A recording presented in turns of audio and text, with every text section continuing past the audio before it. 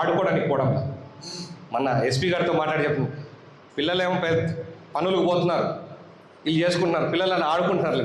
School పిల్లలు, మీరేదో college పిల్లలు అనుకుంటున్నారు, 8-9 జరిగే పిల్లలు కూడా గంజాయి తాగుతారు, డ్రగ్స్కి అలవాటు పడుతుంది. ఇవన్నీ జరగకూడదంటే మనం కన్నేసి ఉండాలా.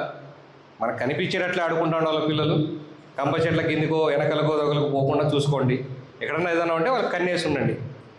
దీని మీద ఒక ప్రతిజ్ఞ చేయమని చెప్పి మన గవర్నమెంట్ కోవడం జరిగింది. మీరందరూ లేస్తే నేను ఒకసారి, ఏ దేశానికైనా యువతే శక్తి మరియు సమాజం మరియు దేశం అభివృద్ధిలో యువత శక్తి ముఖ్యమైన పాత్ర పోషిస్తుంది.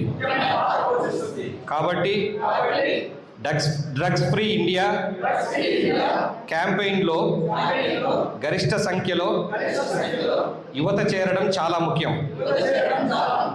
దేశం యొక్క ఈ సవాలును స్వీకరిస్తూ ఈరోజు మనం నషాముక్త్ భారత్ అభియాన్ కింద ఐక్యమై సమాజం మాత్రమే కాకుండా ప్రతిజ్ఞ చేస్తున్నాం.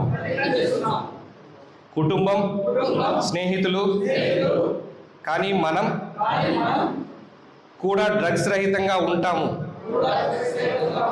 ఎందుకంటే మార్పు మనతోనే ప్రారంభం కావాలి.